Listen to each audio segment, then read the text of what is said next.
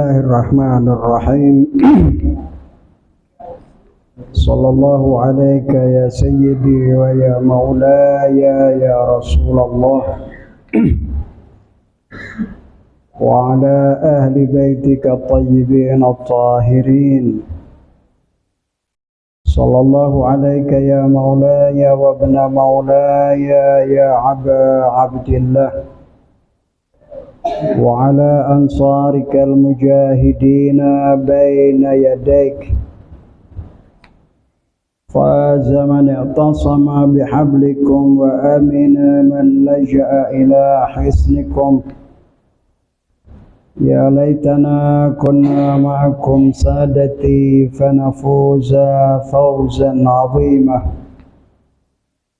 إن الله وملائكته يصلون على النبي يا أيها الذين آمنوا صلوا عليه وسلموا تسليما اللهم صل على محمد وآل محمد اللهم صل على محمد وآل محمد اللهم صل على محمد وآل محمد.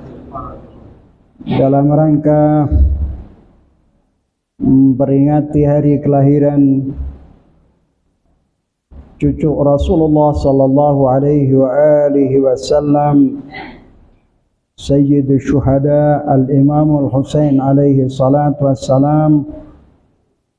Pertama-tama saya sampaikan selamat berbahagia atas kelahiran manusia suci, manusia agung, manusia yang amat mulia di sisi Allah Subhanahu wa taala.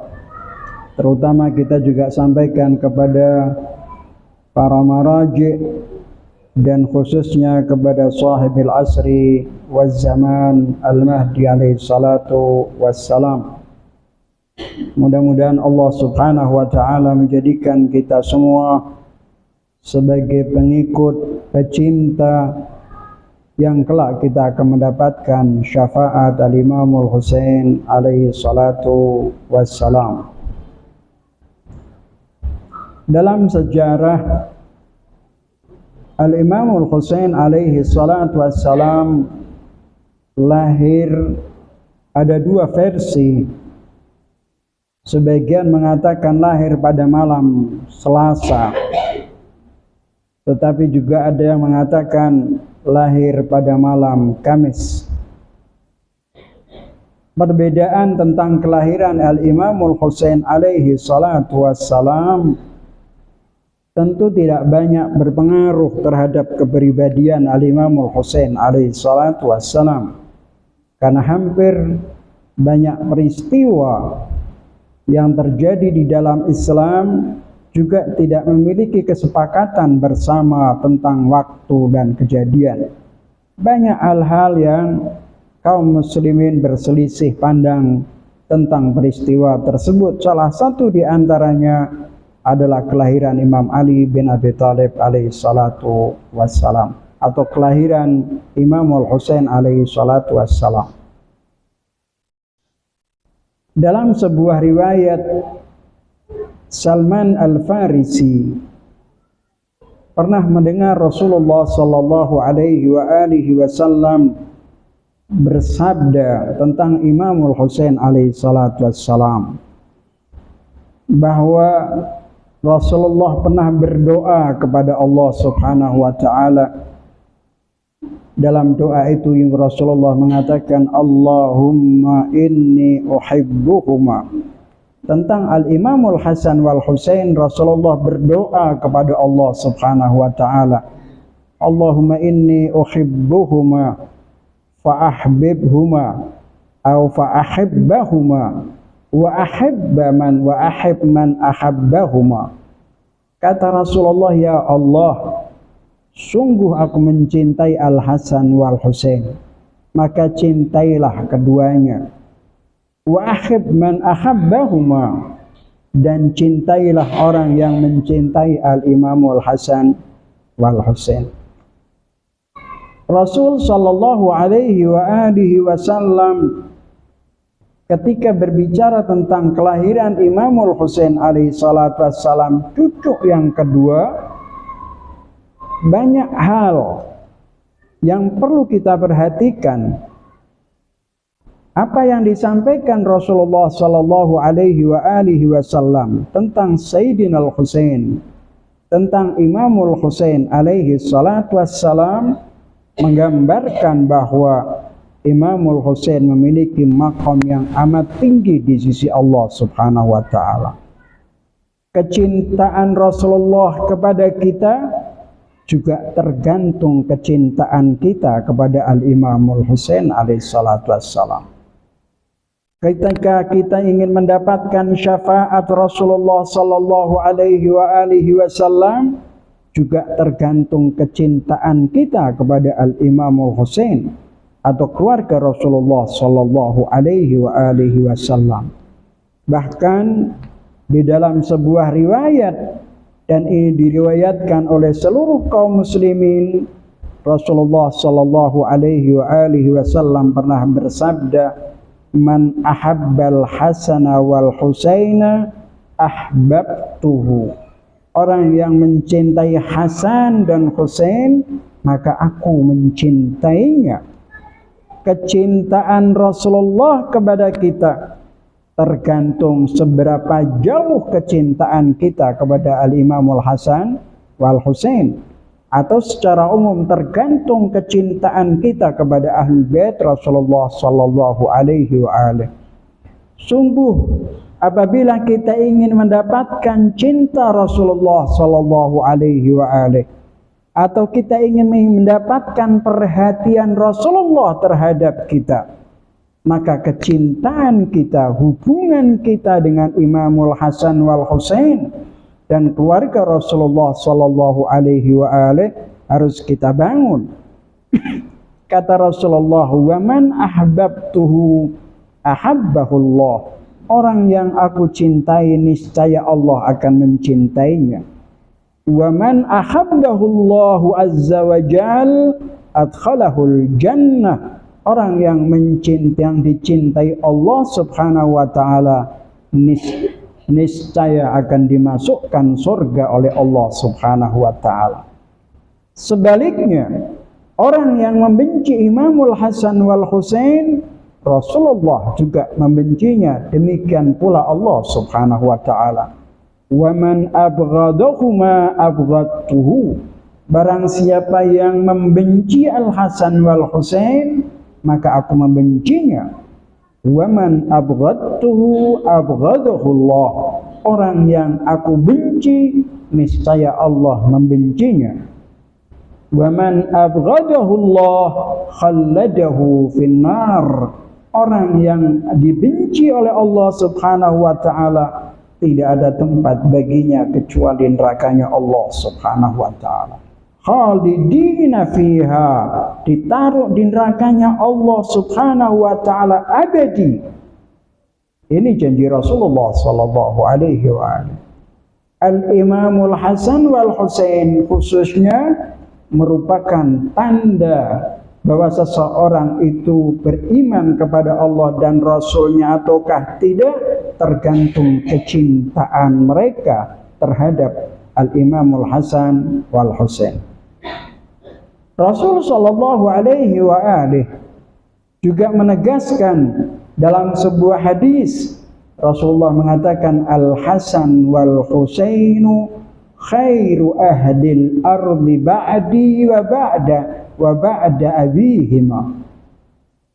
Kata Rasulullah, Hasan dan Husain itu adalah penduduk bumi terbaik setelah aku dan setelah kedua orang tuanya, yaitu Imam Ali bin Abi Thalib.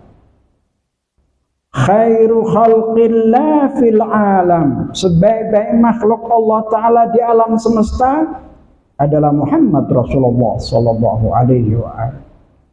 Dan sebaik-baik makhluk Allah di alam semesta setelah Rasulullah sallallahu alaihi wasallam adalah Ali bin Abi Thalib.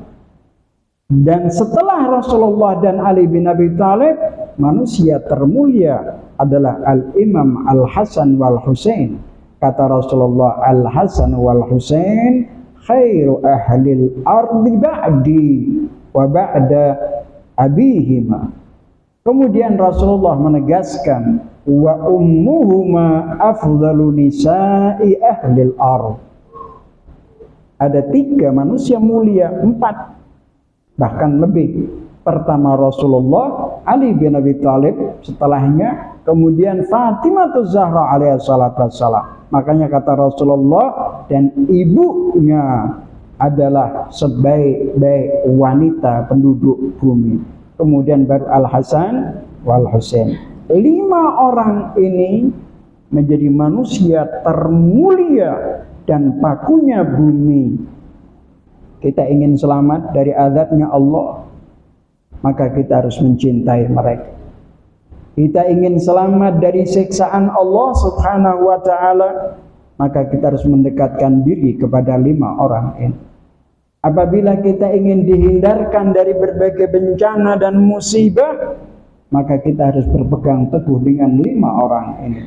Itulah kenapa di dalam saudara-saudara kita baik Sunni, NU terutama Nahdlatul Ulama dan kita selalu mengatakan li khamsatun utfi biha harral wabail hatimah al-Mustafa wal Murtada wa ibnahuma, yani Al-Hasan wal Husain, kedua putranya, dan Fatimah. Kita punya 5 senjata yang dapat memadamkan berbagai musibah, bala. Dalam riwayat lain, zaman aku kecil itu tidak menggunakan kata harral waba, tetapi harral jahim. Saya punya 5 senjata yang dapat memadamkan harral jahim, panasnya api neraka. Siapa itu? Yaitu tadi Al-Hasan wal Husain, Imam Ali bin Abi Thalib, Fatimah Zahra, dan Rasulullah sallallahu alaihi wa alihi wasallam. Saudara sekalian yang dimuliakan oleh Allah Subhanahu wa taala, dalam sebuah riwayat, di malam di mana Imam Ali Imamul Husain alaihi salatu wassalam dilahirkan, terjadi sesuatu yang sangat luar biasa, terutama di alam para malaikat. Dalam sebuah riwayat yang diriwayatkan dari Syarhabil ibn Abi Aun, dia mengatakan annahu qala lamma wulidal Husain alaihi salam habata malakun min malaikatil firdausil a'la. Kata si Ibnu Abi Aun, dia mengatakan bahwa ketika Imamul Husain alaihi salatu wassalam dilahirkan, di malam itu dilahirkan, malaikat datang min malaikatil firdaus. Jadi ada malaikat itu macam-macam jenisnya. Ada malaikatul firdausil a'la, tidak sekedar malaikat biasa, tidak hanya sekedar di alam malakut biasa, tetapi firdausil a'la, surga yang tertinggi, malaikat itu turun. Wa nazala ilal bahril a'zam, malaikat itu turun, kemudian dia turun di lautan yang disebut dengan Al-Bahrul A'zam. Walaupun ini ada pembahasan tersendiri, karena itu berada di alam malakut. Al-Bahrul A'zam bukan berarti alam semesta, bukan lautan alam semesta, tetapi lautan alam yang ada di langit, di alam malakut. Wa nada fi aqtaris samawati wal ard, malaikat yang turun tadi ke Bahrul A'zam, kemudian ia menyeru kepada seluruh langit dan bumi. Suaranya didengar oleh para penduduk langit dan seluruh penduduk bumi. Apa yang diserukan? Diserukan, ya ibadallah, albisu thiyabal ahzan wa adhiru tafajju'a wal ashjan, fa inna farha Muhammadin sallallahu alaihi wa alihi madbukhun madlumun makhur. Malaikat itu kemudian berseru, di antara langit, didengarkan oleh seluruh penduduk langit, mulai 7 sampai mulai bawah sampai ke langit 7. Demikian ke seluruh penduduk bumi. Apa yang diserukan? Malaikat itu mengatakan, wahai hamba-hamba Allah, albisu thiyabal ahzan, pakailah pakaian kesedihan, wa adhirut tafajju'a, munculkan, tampilkan kesedihan dan kegelisahan Anda. Kenapa alasannya? Fa inna farha Muhammadin sallallahu alaihi wa alihi madbuhun madlumun maghur. Farah atau farhun, farah itu dalam bahasa Arab artinya adalah telur yang baru netes kemudian lahir anaknya, itu disebut furah.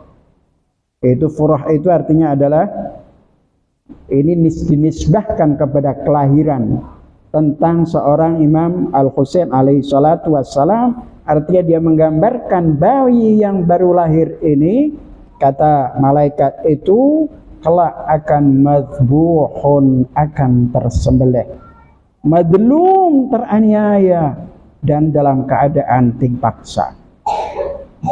Semenjak Imamul Husain alaihi salatu wassalam lahir, di malam itu para malaikat menjadi geger, malaikat menjadi gelisah, dan pemberitaan bahwa Imamul Husain alaihi salatu wassalam akan terbunuh di padang Karbala sudah diketahui oleh para malaikat semenjak kelahiran Imamul Husain alaihi salatu wassalam. Thumma jaa dzalikal malak ila nabi. Malaikat yang dari Firdausil A'la, setelah beliau menyeru kepada seluruh penduduk langit dan bumi, kemudian dia turun kepada Rasulullah sallallahu alaihi wa alihi. Apa yang dikatakan kepada Rasulullah? Ya Muhammad, Habibullah, yuqtalu ala hadhil ard qaumun min banika tuqtaluhum atau taqtuluhum firqatun baghiyatun min ummatik. Malaikat itu datang kepada Rasulullah, memberitahukan kepada Rasulullah sallallahu alaihi wa alihi, wahai Muhammad, wahai kekasih Allah subhanahu wa ta'ala, yuqtalu ala hadhil ard, nanti di atas bumi ini akan ada kaum dari keturunanmu, dari anakmu yang akan terbunuh. Mereka taktuluhum, mereka dibunuh oleh firqatun baghiyah, sekelompok manusia yang zalim. Ingat, pembunuh Imamul Husain alaihi salatu wassalam adalah sekelompok manusia baghiyah, zalim, kejam. Kemudian baghiyah min ummatik, zalimatun muta'addiyatun fasiqatun, zalim, permusuhan, fasik, yaqtuluna farhaka min ardi Karbala, membunuh keturunanmu Al-Imamul Husain alaihi salatu wassalam dari Karbala. Jadi semenjak dilahirkan itu, malam hari di mana Imamul Husain dilahirkan, seluruh malaikat langit dan bumi pun sudah memahami bahwa Al-Imamul Husain alaihi salatu wassalam akan terbunuh di padang Karbala. Wa qala lahu, malaikat yang berada di Firdausil A'la itu mengatakan, ya Muhammad, ihfad hadhihi turbah indaka hatta taraha wa qad taghayyarat wa ahmarrat wa sarat kaddam fa'lam anna waladakal Husain alaihi salam qad qutil. Malaikat itu kemudian menyerahkan turbah. Turbah itu apa namanya? Tanah dari Karbala. Turbah itu adalah tanah yang seringkali kita gunakan untuk sujud. Itu namanya Turbatul Husain. Tanah dari Imamul Husain, tanah dari Karbala. malaikat itu datang menemui Rasulullah sallallahu alaihi wasallam sambil menyerahkan tanah dari Karbala kepada Rasulullah sallallahu alaihi wasallam. Turbah ini dari mana? Turbah itu diambil dari surganya Allah Subhanahu wa taala. Turbah itu diambil dari alam malakutnya Allah Subhanahu wa taala karena dibawa oleh malaikat. Tanah itu diberikan kepada Rasulullah sallallahu alaihi wasallam. Lalu malaikat itu berkata, "Ya Muhammad, jagalah tanah ini sehingga satu saat nanti engkau akan melihatnya berubah, taghayyarat, berubah, wahmarrat, dan menjadi merah warnanya, wasarat kadam, saat itu berubah menjadi merah bagaikan darah." Kemudian malaikat itu berpesan kepada Rasulullah sallallahu alaihi wasallam, "Fa'lam anna waladakal Husain qad qutila." Maka ketahuilah ketika tanah ini berubah menjadi darah, maka ketahuilah bahwa putramu Al-Husain telah terbunuh saat itu. Ini peristiwa belum terjadi. Peristiwa itu disampaikan oleh malaikat di saat Imamul Husain alaihi salatu wassalam lahir. Apa maksudnya? Kenapa malaikat itu menyampaikan kepada Rasulullah sebelum peristiwa itu terjadi? Ini adalah salah satu bentuk mukjizat dari Allah Subhanahu wa taala, memberitahukan sesuatu yang belum terjadi dan pasti terjadi, dan pada hakikatnya juga terjadi, adalah mengabarkan kepada umat manusia siapa yang akan mencintai Imam Husain maka dia berselamat, dan siapa yang berpihak kepada Imam Husain dia akan masuk surga. Siapapun yang melawan Imam Husain dan bertentangan dengan Imam Husain, dia berada dalam kelompok nerakanya Allah Subhanahu wa taala. Dalam peristiwa Karbala, manusia hanya dihadapkan pada dua pilihan: berpihak kepada Imam Husain atau melawan Imamul Husain alaihi salatu wassalam. Tidak ada pilihan ketiga.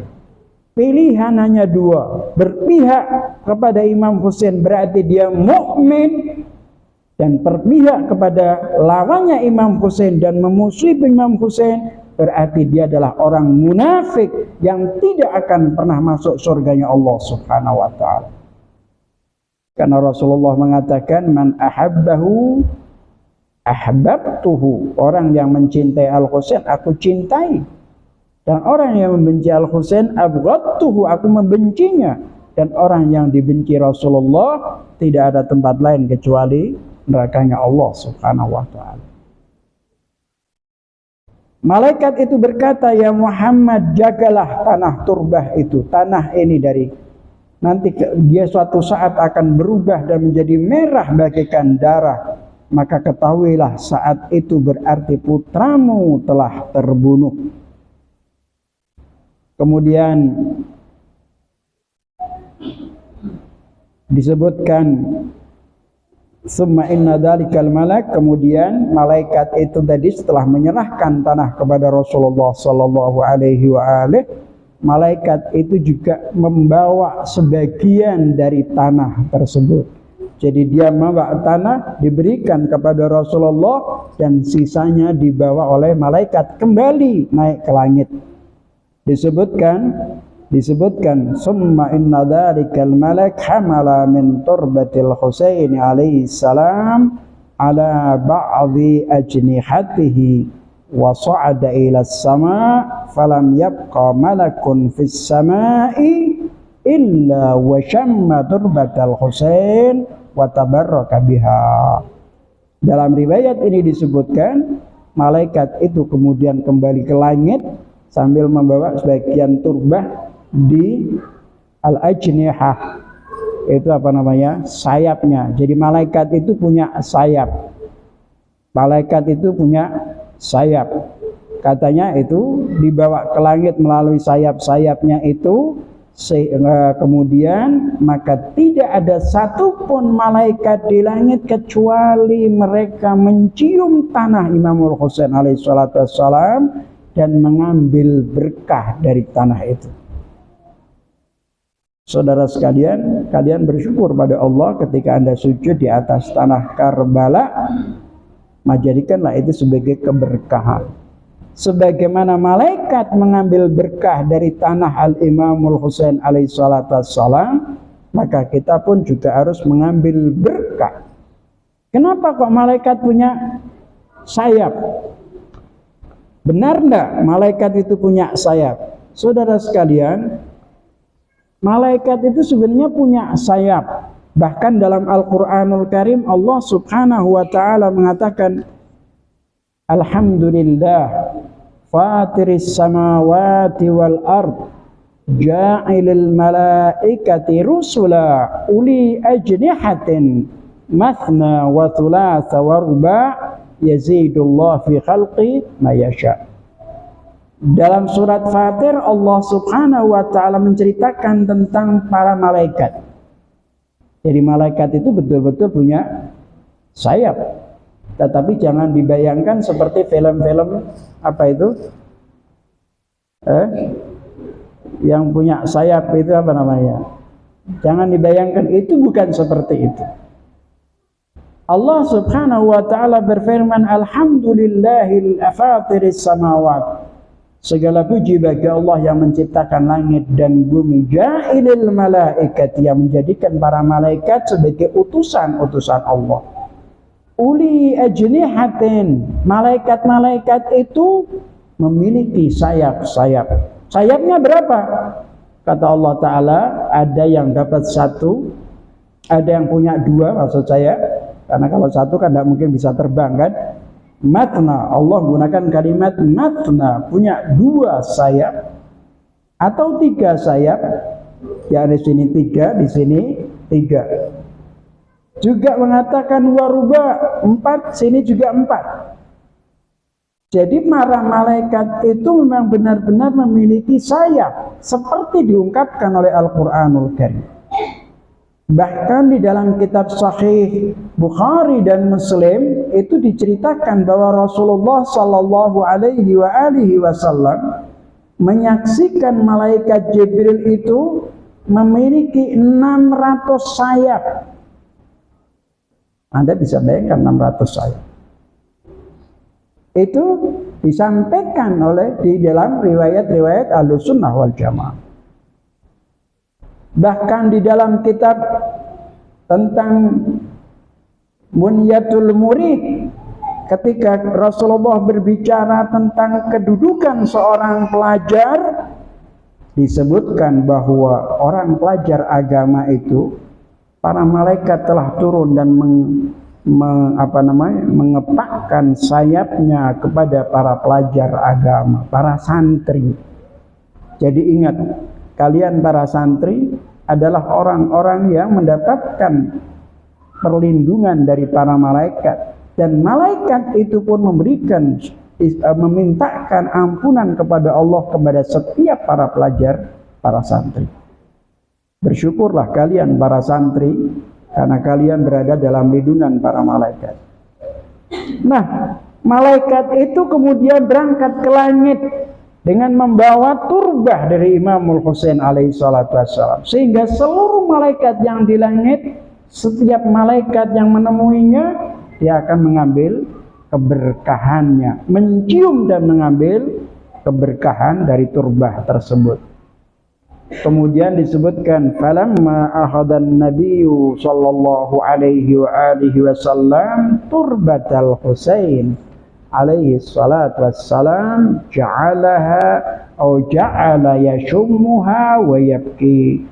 Disebutkan bahwa ketika Rasulullah sallallahu alaihi wa alihi wasallam mengambil tanah yang diberikan malaikat itu, diambil dan diciumnya. Kemudian Rasulullah sallallahu alaihi wa alihi wasallam menangis meratapi sambil berkata, ingat, Rasulullah ketika dia mencium tanah dari tempat terbunuhnya Imam Husain, Rasulullah menangis sambil berkata, qatalallahu qatilaka ya Husain.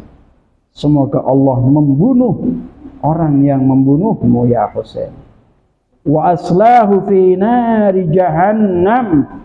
Dan semoga orang yang membunuhmu diazab, dimasukkan ke dalam api neraka jahannam. Allahumma la tubarik fi qatilih.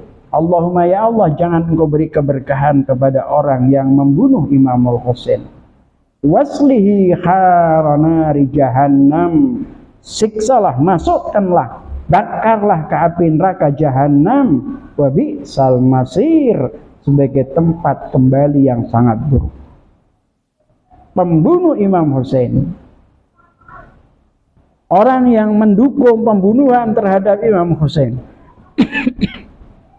orang yang menyiapkan kuda untuk membunuh Imamul Husain alaihissalatu wassalam, orang yang bergembira terhadap pembunuhan terhadap Imamul Husain alaihissalatu wassalam, orang yang membuat kesenangan karena mendengar terbunuhnya Imam Husain, semuanya berada dalam nerakanya Allah subhanahu wa ta'ala. Membunuhnya, mempersiapkannya, tahayya dan lain sebagainya, bergembira, mendengar, senang, semua adalah orang-orang yang kelak akan menjadi penghuni nerakanya Allah subhanahu wa ta'ala. Kemudian tanah itu, tanah dari diambil oleh Rasulullah sallallahu alaihi wasallam dan diserahkan kepada istrinya namanya Ummu Salamah. Salah satu di antara istri Nabi adalah Ummu Salamah. Diberikan itu kepada Ummu Salamah, dan kemudian Rasulullah memberitahukan bahwa putranya akan terbunuh, yaitu Al-Husain alaihi salatu wassalam akan terbunuh di padang Karbala, sambil Rasulullah berpesan kepada Ummu Salamah, ya Umma Salamah, khudhi hadhihi turbata ilaiki. Wahai Ummu Salamah, ambillah tanah ini, simpanlah dia. Wa ta'ahudiha ba'da wafati, jagalah tanah ini ketika aku meninggal nanti.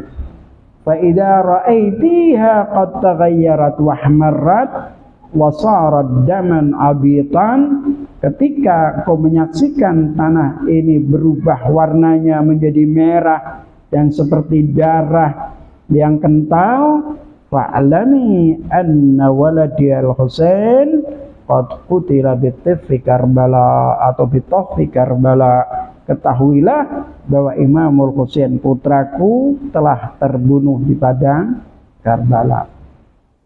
Jadi semenjak kelahiran Imamul Husain, penduduk langit dan penduduk bumi sudah tahu bahwa Al-Imamul Husain alaihi salatu wassalam akan terbunuh.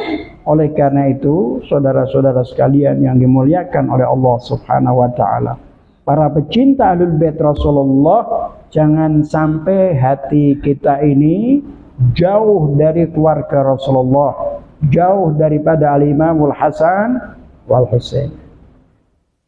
Saudara sekalian, ada keramat yang dimiliki oleh Imamul Husain alaihi salatu wassalam.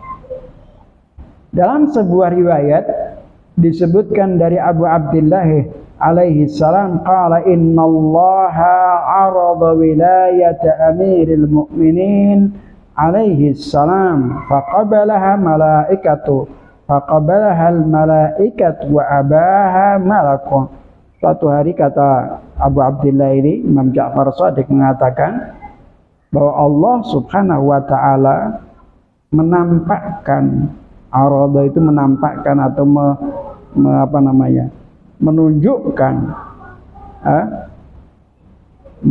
menunjukkan wilayah Ali bin Abi Thalib kepada seluruh malaikat, dan semua malaikat menerimanya kecuali satu malaikat. Satu malaikat ini dia tidak mau menerimanya sama sekali. Malaikat ini siapa? Malaikat ini disebut Futrus. Saya tidak pernah tahu namanya Futrus, tetapi dalam riwayat disebutkan, dan riwayat ini masuk di dalam berbagai kitab seperti Nurul Absar, kitab-kitab yang lainnya, menceritakan bahwa Futrus ini dia tidak mau menerima wilayah Ali bin Abi Thalib alaihi salatu wassalam, padahal dia malaikat.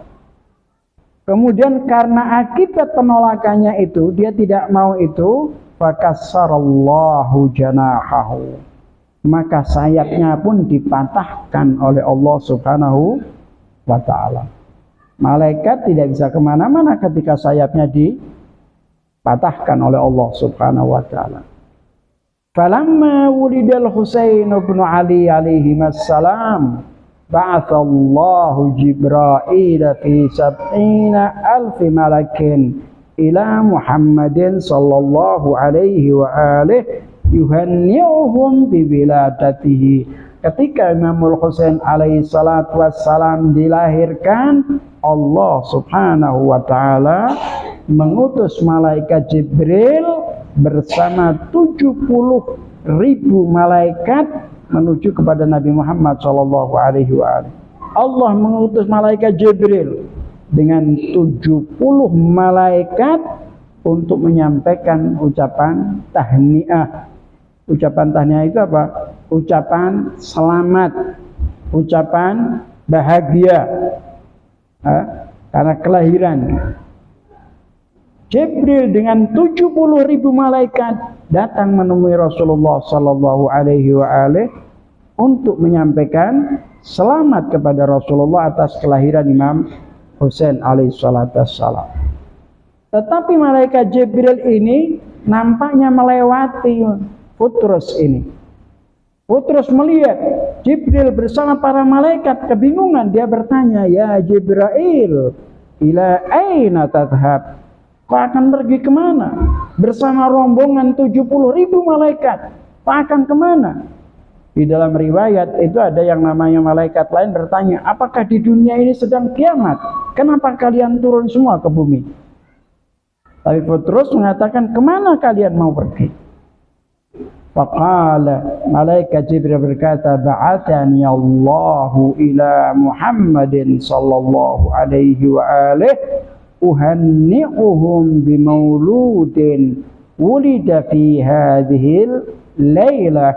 Kata malaikat Jibril, Allah subhanahu wa ta'ala mengutusku untuk menemui Muhammad Rasulullah sallallahu alaihi wa alihi guna menyampaikan selamat atas kelahiran seseorang di malam ini, atas kelahiran seorang bayi di malam ini. Jadi malam kelahiran itu malaikat pun turun ke bumi. Ini menggambarkan keagungan Imamul Husain alaihi salatu wassalam. Malaikat turun, Jibril bersama 70.000 lainnya. Faqala lahu Futrus. Futrus, kemudian malaikat Futrus ini berkata kepada malaikat Jibril, ihmilni ma'ak. Kalau begitu, ihmilni, bawalah aku bersamamu untuk menemui Muhammad Rasulullah sallallahu alaihi wa alihi. Wasal Muhammadan yad'uli, mintalah kepada Nabi Muhammad agar mendoakan aku, kata malaikat Futrus. Faqala lahu Jibril, irkab janahi faraqiba janahahu fa'ata Muhammadan sallallahu alaihi wa alihi wasallam. Terus Jibril mengatakan, kalau begitu naiklah di atas sayapku. Maka Futrus yang sayapnya patah ini pun ikut naik sayapnya malaikat Jibril menemui Rasulullah sallallahu alaihi wa alihi. Ketika malaikat Jibril sampai berjumpa dengan Rasulullah, Jibril pun mengucapkan selamat kepada Rasulullah sallallahu alaihi wa alihi wasallam atas kelahiran Imamul Husain alaihi salatu wassalam. Faqala lahu ya Rasulullah, inna Futrusa baini wa bainahu ihwatun wa sa'alani an as'alaka an tad'u Allah an yarudda alaihi janaha. Kata malaikat Jibril bertemu Rasulullah, ya Rasulullah, sebenarnya Putrus ini saya punya hubungan baik. Antara Putrus dan aku adalah saudara, punya hubungan karena sama-sama malaikatnya Allah Subhanahu wa taala. Malaikatnya Allah Subhanahu wa taala itu adalah makhluk yang tidak pernah bermaksiat kepada Allah. La ya'sunallaha ma amarahum wa yaf'aluna ma yu'marun. Itulah para malaikat. Nah, Putrus ini meminta tawassul dengan malaikat Jibril agar menyampaikan kepada Rasulullah, agar Rasulullah mendoakan Putrus yang sayapnya patah. Dia bilang, wasa'alani an as'alaka an tad'u wallaha an yarudda alaihi janahah. Dia minta kepadaku agar engkau mendoakan, meminta kepada Allah agar Allah mengembalikan sayapnya yang patah. Faqala Rasulullah sallallahu alaihi wasallam li Putrus, ataf'al, apakah kau mau melakukan sesuatu? Qala na'am, kata Putrus, iya ya Rasulullah. Fa'arada alaihi Rasulullah sallallahu alaihi wasallam wilayat amiril mu'minin alaihi salam faqabbalaha. Maka kemudian Rasulullah mempertunjukkan wilayah Ali bin Abi Thalib alaihi salatu wassalam. Malaikat itu imma menggunakan kalimat faqabbalaha berarti mencium, atau faqabbalaha berarti dia menerimanya.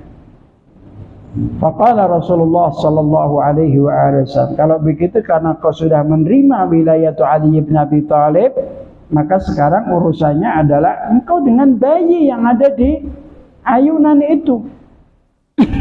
Faqala sallallahu alaihi wasallam, sya'nuka bil mahdi fatamassah bihi wa tamarrad fihi. Kalau kau ingin kembali, sayapmu bisa kembali lagi, tumbuh kembali lagi, bisa terbang kembali, sekarang urusannya kau dengan bayi yang sedang lahir itu. Kata Rasulullah, fatamassah bihi. Fatamassah itu artinya mengusap. Jadi bayi yang ada dalam, yang masih dalam ayunan itu diusap oleh malaikat.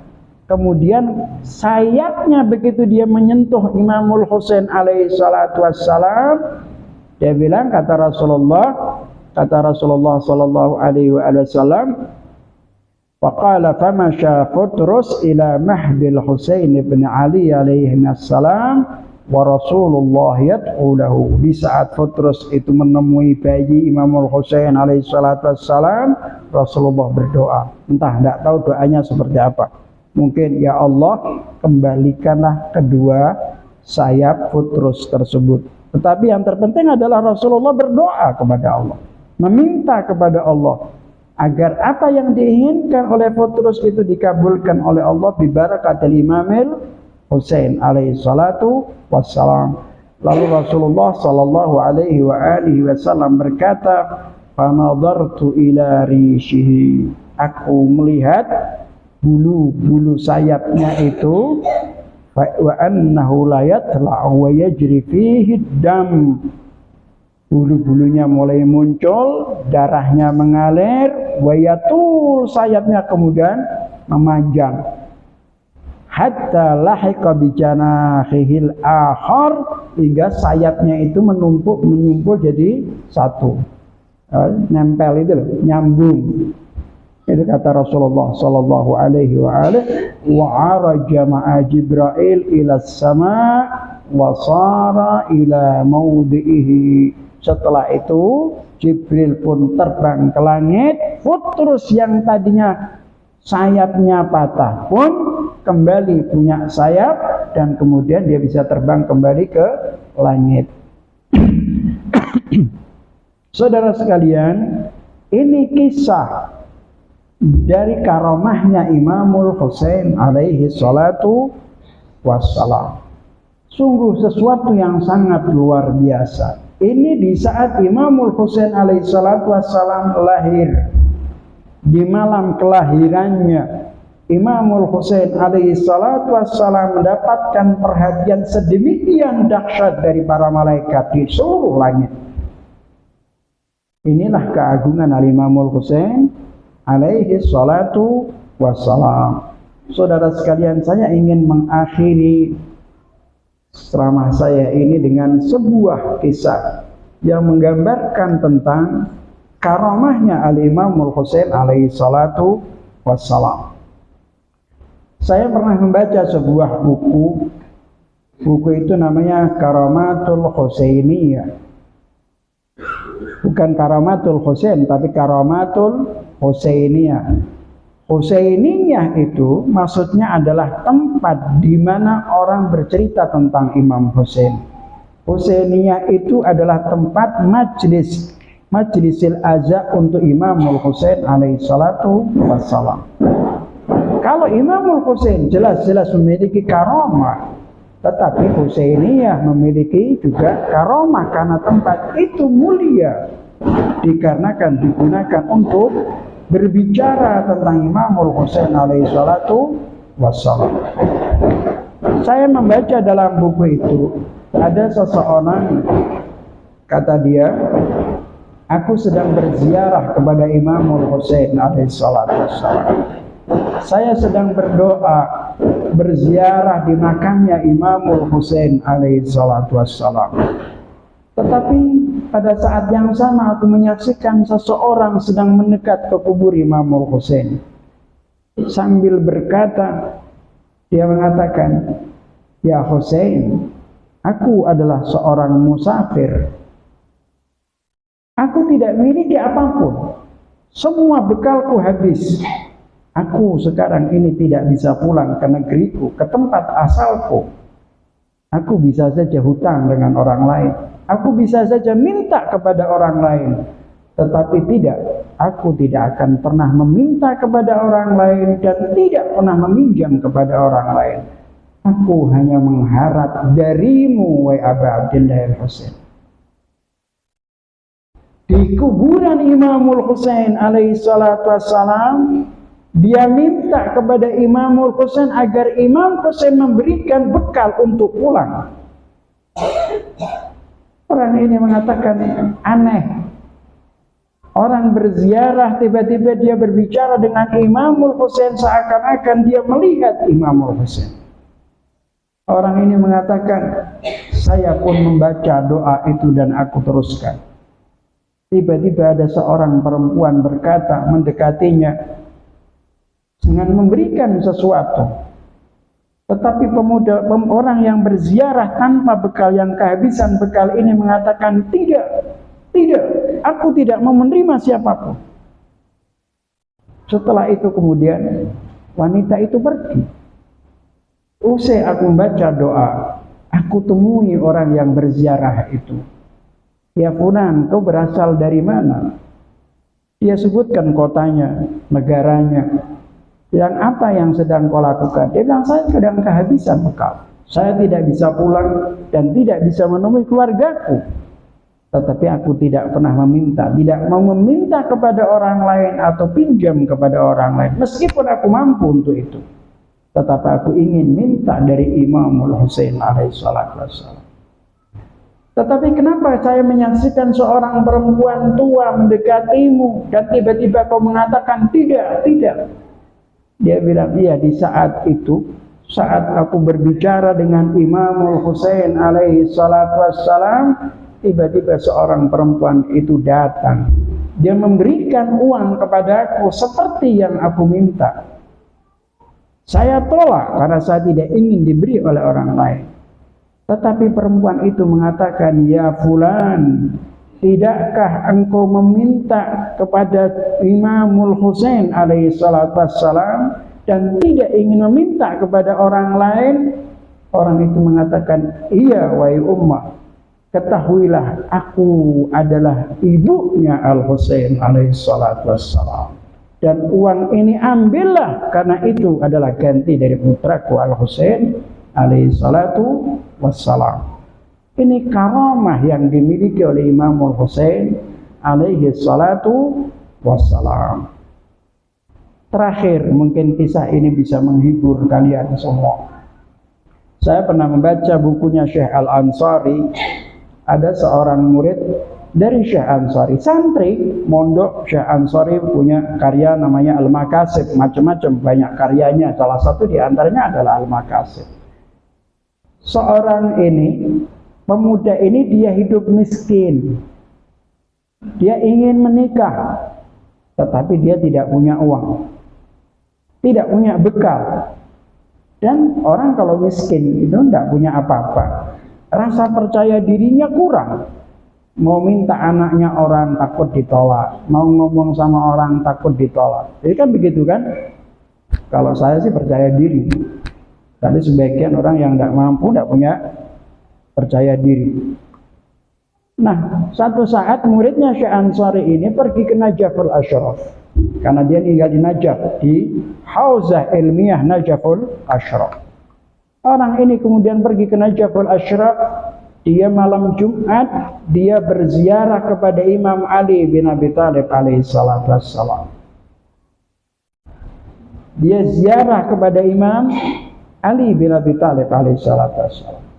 Karena sebelumnya itu dia sudah selalu ziarah kepada Imamul Husain alaihi salatu wassalam. Tetapi tawassulnya dan doanya ini tidak dikabulkan oleh Allah. Sampai suatu hari dia mengatakan, saya akan berkata, akan aku keluhkan kepada Imam Ali bin Abi Thalib alaihi salatu wassalam.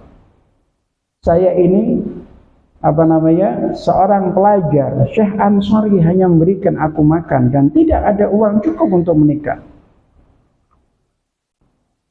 Pemuda ini ziarah kepada Imam Ali bin Abi Thalib.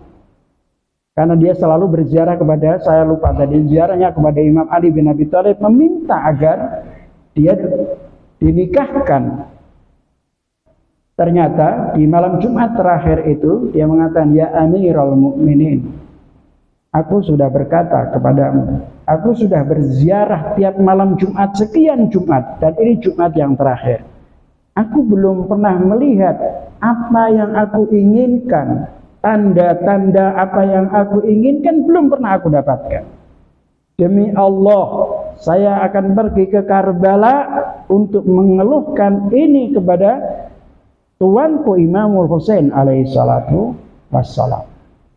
Tetapi malam itu Jumat sudah terlalu malam. Maka pemuda ini tidak jadi pergi ke Karbala. Dia pulang ke pesantren dan tidur. Paginya tiba-tiba Syekh Ansari memanggil pemuda ini, muridnya, ya fulan, apakah benar kau ingin menikah? Iya Syekhna. Dia bilang, kau punya apa? Aku tidak punya apa-apa. Dia bilang begini, kau akan mendapatkan apa yang engkau inginkan, tapi jangan pernah engkau mengeluh kepada Imamul Husain alaihi salatu wassalam. Pemuda itu berkata, dari mana tahu? Ini hubunganku hanya dengan Imam Ali bin Abi Thalib alaihi salatu wassalam. Dan aku akan mengeluh kepada Imamul Husain alaihi salatu wassalam ketika kebutuhanku tidak tercukupi. Dia bilang, Imam Ali bin Abi Thalib alaihi salatu wassalam tadi malam menemuiku dan mengatakan bahwa engkau kepingin nikah. Mulai hari ini aku berikan engkau uang untuk memberikan khitbah, melamar, dan juga sekaligus tempat tinggal untuk menikah. Ini adalah karamatul Imamul Husain alaihi salatu wassalam. Mudah-mudahan kita semua mendapatkan karamah dari Imamul Husain alaihi salatu wassalam, dan kita semua kelak akan dipanggil oleh Imamul Husain untuk bisa berziarah ke Karbala. Insyaallah kita akan bertawasul kepadanya, dan kita akan buktikan rasa cinta kita kepada Imamul Husain alaihi salatu wassalam. Allahumma bihaqqi Muhammad wa alihi, Allahumma bihaqqil maulud ya Allah, bihaqqi hadzal yawm. Allahumma ya Rabb ighfir lana dhunubana waghfir liwalidina wa li jami'il mu'minin. Allahumma ya Allah, bukalah rezeki untuk kita semua. Berikanlah kemudahan saudara-saudara kita yang sedang kesulitan. Rabbana atina fid dunya hasanah wa wa fil akhirati hasanah wa qina adzabannar. Allahumma ya Allah, sembuhkanlah saudara-saudara kita yang sedang sakit.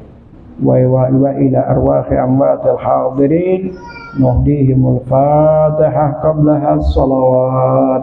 Allahumma salli ala Muhammad wa ali Muhammad.